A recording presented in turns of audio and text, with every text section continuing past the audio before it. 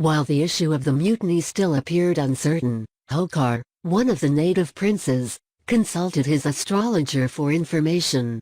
The reply was, "If all the Europeans save one are slain, that one will remain to fight and reconquer." In their very darkest moment, even where, as at Lucknow, a mere handful of British soldiers, civilians, and women, held out amidst a city and province in arms against them, there was no word of despair, no thought of surrender. Though cut off from all communication with their friends for months, and not knowing whether India was lost or held, they never ceased to have perfect faith in the courage and devotedness of their countrymen. They knew that while a body of men of English race held together in India, they would not be left unheeded to perish. They never dreamt of any other issue but retrieval of their misfortune and ultimate triumph. And if the worst came to the worst, they could but fall at their post, and die in the performance of their duty.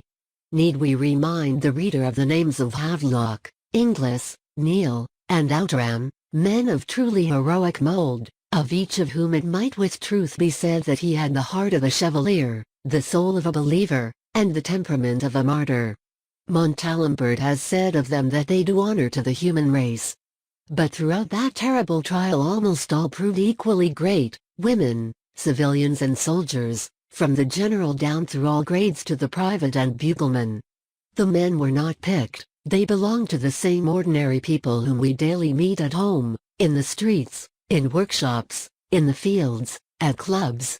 Yet when sudden disaster fell upon them, each and all displayed a wealth of personal resources and energy, and became as it were individually heroic.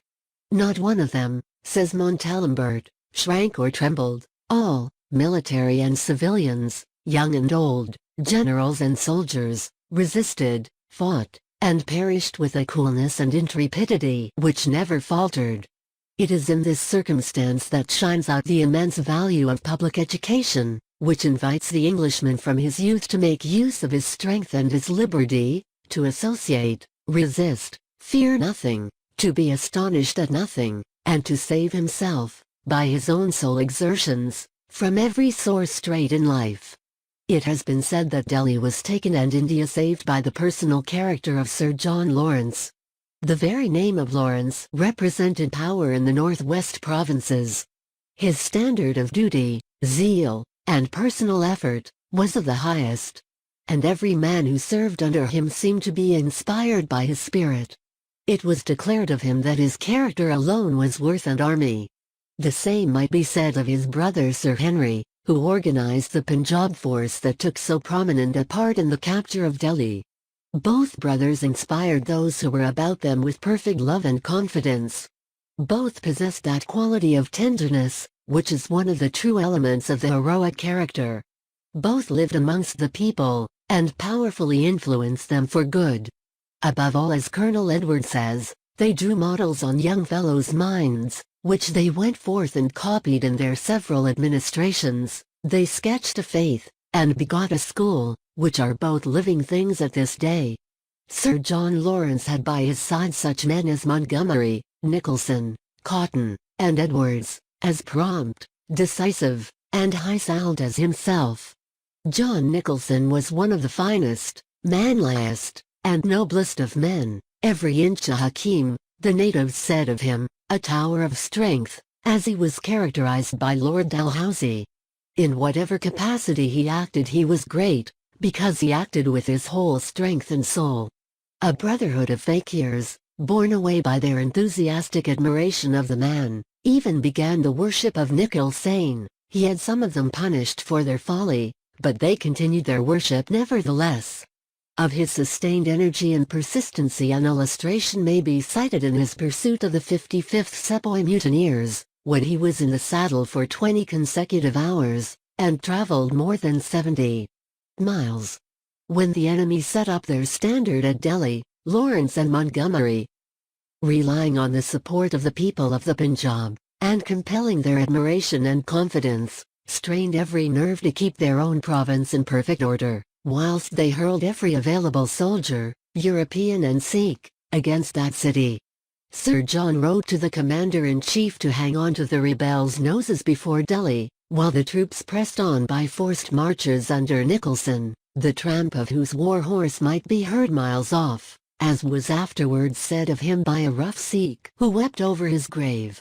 The siege and storming of Delhi was the most illustrious event which occurred in the course of that gigantic struggle, although the leaguer of Lucknow, during which the merest skeleton of a British regiment, the 32nd, held out, under the heroic Inglis, for 6 months against 200,000 armed enemies, has perhaps excited more intense interest. At Delhi, too, the British were really the besieged, though ostensibly the besiegers. They were a mere handful of men in the open, not more than 3,700 bayonets, European and native, and they were assailed from day to day by an army of rebels numbering at one time as many as 75,000 men, trained to European discipline by English officers, and supplied with all but exhaustless munitions of war. The heroic little band sat down before the city under the burning rays of a tropical sun. Death, wounds, and fever failed to turn them from their purpose. 30 times they were attacked by overwhelming numbers, and 30 times did they drive back the enemy behind their defenses. As Captain Hodson, himself one of the bravest there, has said, "I venture to aver that no other nation in the world would have remained here, or avoided defeat if they had attempted to do so." Never for an instant did these heroes falter at their work. With sublime endurance they held on, fought on, and never relaxed until, dashing through the imminent deadly breach, the place was won, and the British flag was again unfurled on the walls of Delhi. All were great, privates, officers, and generals. Common soldiers who had been inured to a life of hardship, and young officers who had been nursed in luxurious homes, alike proved their manhood, and emerged from that terrible trial with equal honor. The native strength and soundness of the English race, and of manly English training and discipline, were never more powerfully exhibited, and it was there emphatically proved that the men of England are, after all, its greatest products. A terrible price was paid for this great chapter in our history, but if those who survive, and those who come after, profit by the lesson and example, it may not have been purchased at too great a cost. But not less energy and courage have been displayed in India and the East by men of various nations, in other lines of action more peaceful and beneficent than that of war. And while the heroes of the sword are remembered, the heroes of the gospel ought not to be forgotten. From Xavier to Martin and Williams, there has been a succession of illustrious missionary laborers, working in a spirit of sublime self-sacrifice, without any thought of worldly honor, inspired solely by the hope of seeking out and rescuing the lost and fallen of their race. Borne up by invincible courage and never-failing patience, these men have endured privations, braved dangers, walked through pestilence, and borne all toils, fatigues, and sufferings, yet held on their way rejoicing, glorying even in martyrdom itself. Of these one of the first and most illustrious was Francis Xavier. Born of noble lineage, and with pleasure, power, and honor within his reach, he proved by his life that there are higher objects in the world than rank, and nobler aspirations than the accumulation of wealth. He was a true gentleman in manners and sentiment. Brave, honorable, generous. Easily led, yet capable of leading. Easily persuaded, yet himself persuasive. A most patient, resolute and energetic man. At the age of 22 he was earning his living as a public teacher of philosophy at the University of Paris.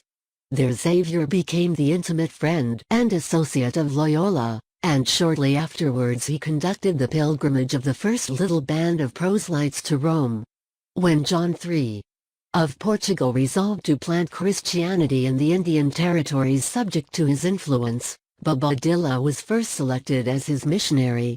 But being disabled by illness, it was found necessary to make another selection, and Xavier was chosen.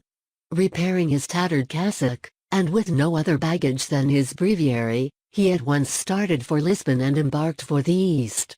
The ship in which he set sail for Goa had the governor on board, with a reinforcement of 1,000 men for the garrison of the place.